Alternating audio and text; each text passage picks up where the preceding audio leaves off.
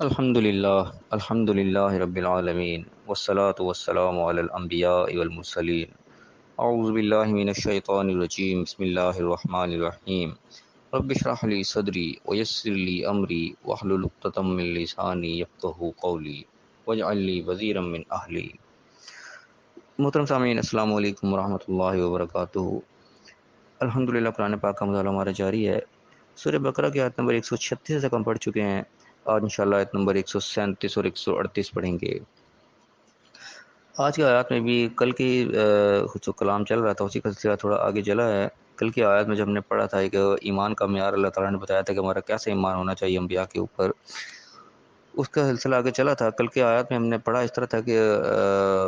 ہمارے جو وہ یہودیوں کا سب سے پہلے کال ذکر کیا گیا تھا، یہودی عیسائیوں کو، وہ کہتے تھے کہ یہودی عیسائی بن جاؤ تم ہدایت پا جاؤ گے۔ اس کا جواب یہ تھا کہ نہیں، یہودی عیسائی نہیں بلکہ ابراہیم علیہ السلام کی ملت، ان کا دین جو تھا وہ ہے اصل، جو کہ مشرک نہیں تھے، اصل چیز وہ ہے۔ اور اس کے بعد ایک معیار بتایا گیا کہ ہمارا جو وہ ایمان کا معیار ایسا ہونا چاہیے کہ جو کچھ بھی نازل ہوا، تمام انبیاء جو بھی ہے نازل ہوا جو بھی ان کے اوپر، ابراہیم علیہ السلام، اسماعیل علیہ السلام، اسحاق علیہ السلام، یعقوب علیہ السلام اور ان کے اولاد، اور موسیٰ علیہ السلام، عیسیٰ علیہ السلام، جو بھی تمام نبی، تمام کے تمام پر ہمارا ایمان ہونا چاہیے۔ جو کچھ ان کی طرف نازل ہوا سب کچھ اللہ کی طرف سے، یہ ہمارا یقین ہونا چاہیے۔ اور ان کے درمیان میں کوئی فرق نہیں کرنا چاہیے۔ انبیاء کے درمیان جو یہ فوقیت والا معاملہ جو چلتا ہے، یہ نہیں ہونا چاہیے کہ کون سا نبی اوپر ہے کون سا نبی نیچے ہے، یہ چیز بھی فرق جو ہے ہمارے نہیں ہونا چاہیے۔ اس کے حوالے سے ایک حدیث بھی جو ہے میں نے پیش کی تھی، حوالے دیا تھا صحیح بخاری کی 3412 سے لے کر 16 تک۔ خاص طور پہ 3414 نمبر جو حدیث ہے وہ خاص طور پہ قابل ذکر ہے، کہ اس کے اندر باقاعدہ پورا واقعہ نقل ہوا ہے یہودی کا اور مسلمان کا، کہ یہودی موسیٰ علیہ السلام کو فوقیت دے رہا تھا اور مسلمان جو ہے آپ صلی اللہ علیہ وسلم کو فوقیت دے رہا تھا، تو آپ صلی اللہ علیہ وسلم نے ان کو ڈانٹا اس واقعے کے اندر، سبق اس چیز کا کہ یہ کام ہم نے نہیں کرنا، فوقیت والا معاملہ ہمارے اندر نہیں ہونا چاہیے، کوئی فرق نہیں کرنا چاہیے، ہمیں سب ہمارے لیے ایک جیسے محترم ہونے چاہیے۔ تو اس کا سلسلہ آج کی آیت میں مزید آگے چلا ہے کہ یہ ایک ایمان کا معیار اللہ تعالیٰ نے بتایا تھا۔ اس کے بعد آج کی آیت میں اللہ تعالیٰ نے بیان کیا ہے اعوذ باللہ من الشیطان الرجیم بسم اللہ الرحمن الرحیم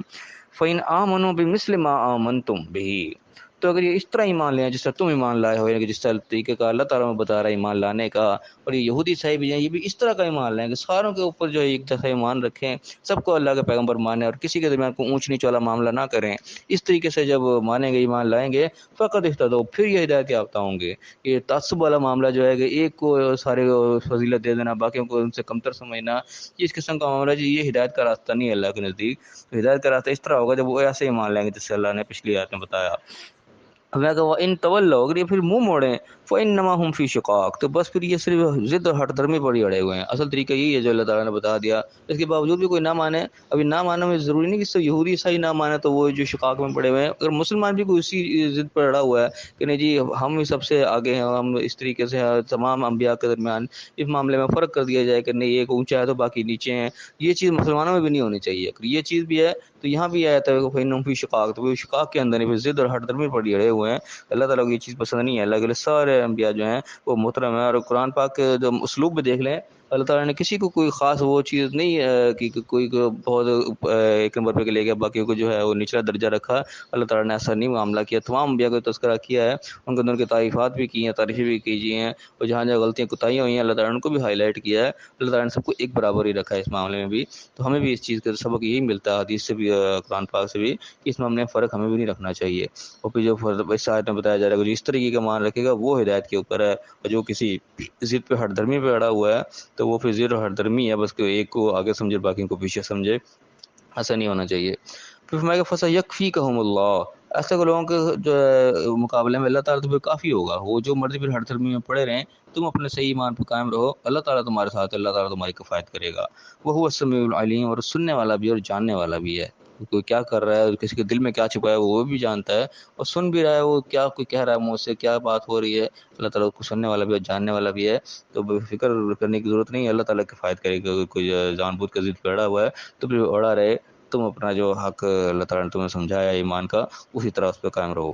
فرمایا کہ صبغۃ اللہ، یہ اللہ کا رنگ ہے۔ ومن احسن من اللہ صبغہ، اللہ سے بہتر رنگ کس کا ہے؟ یہ یعنی کہ جو طریقہ اللہ تعالیٰ نے بتایا، جو راستہ اللہ نے بتایا ہے، یہ اللہ کا چنا ہوا راستہ ہے، یہ اللہ کا چنا ہوا رنگ ہے، جو اس رنگ میں اللہ تعالیٰ رنگنے کو پسند کر رہا ہے، یہ اللہ کو سب سے زیادہ پسند ہے۔ وَنَحْنُ لَهُ عَابِدُونَ، اور ہم اسی کی عبادت گزار ہیں، اسی کے ہم فرما بردار ہیں، اسی کے ہم عبادت کرنے والے ہیں۔ یہ یعنی کہ یہاں پہ رنگ کا بھی نام آ گیا، ہمارے رنگوں کے بھی بڑے مختلف آتے ہیں کہ فلاں رنگ میں رنگ آ گیا، فلاں رنگ میں رنگ آ گیا۔ یہاں پہ بھی ہمارا یہ رنگوں کا بھی سلسلہ بڑا چلتا ہے، ہمارے یہ کیا کہنا چاہیے، پیر پرست قسم کے لوگ جو یہ مزاروں والے قسم کے، ان کے اندر یہ جملہ بڑا چلتا ہے رنگ والا، کہ فلاں رنگ ہے، یہ فلاں کا رنگ ہے۔ یہاں پہ اللہ تعالیٰ اللہ کا رنگ بتا رہا ہے کہ اصل رنگ یہ ہے جو اللہ جو سکھا رہا ہے، جو راستہ اللہ تعالیٰ بتا رہا ہے، اس رنگ میں اپنے آپ کو رنگو، اور اس سے بہتر رنگ کس کا ہو سکتا ہے؟ اللہ سوالی انداز بھی کرے، ومن احسن من اللہ سے، اللہ سے بہتر رنگ کس کا ہو سکتا ہے؟ یعنی رنگ ہمیں اللہ کا لینا چاہیے جو اللہ تعالیٰ بتا رہا ہے۔ رنگ سے مراد بھی یہی ہے کہ ایک اس کا کوئی راستہ، ایک طریقہ کار ہے، ایک اس کا یعنی کہ جیسے کہتے ہیں چھاپ لگ جاتی ہے ایک قسم کی، تو وہ جو رنگ لگ جانا، وہ چھاپ لگ جانا، وہ اللہ کی ہونی چاہیے، جو اللہ نے بتایا ہے اس کے اوپر ہمیں پکا ہونا چاہیے، وہ ہمارے یعنی کہ وجود سے، ہمارے اخلاق سے، ہمارے کردار سے نظر آنا چاہیے کہ اس کے اوپر کون سی چھاپ لگی ہوئی ہے، یہ کون سے راستے کو اپنائے ہوئے ہے، وہ اللہ کا ہونا چاہیے، جو اللہ نے بتایا، جو قرآن میں ہمیں سمجھایا گیا، اس کے مطابق ہمیں ہونا چاہیے، اس سے بہتر کوئی نہیں ہو سکتا۔ اور خلاصہ کلام کیا ہے کہ وَنَحْنُ لَهُ عَابِدُونَ، ہم اصل میں اسی کے فرما بردار ہیں، اسی کے ہم عبادت گزار ہیں، اسی کے غلام ہیں، جس کا حکم ہمیں اللہ کی طرف سے ملتا ہے ہم اسی کے اوپر چلتے ہیں، باقی ہر چیز جو ہے وہ بعد میں ہے، سب سے اولین جو ہے وہ اللہ کا حکم ہوتا ہے۔ اسی حکم کو مان لینے کو، اسی کو نام غلامی ہے، اسی غلامی کو عربی کے اندر عبادت کہا جاتا ہے۔ وَنَحْنُ لَهُ عَابِدُونَ، اور اسی کی عبادت کرنے والے ہیں، اسی کی غلامی کرنے والے ہیں، اسی کے حکم کے ہم پابند ہیں۔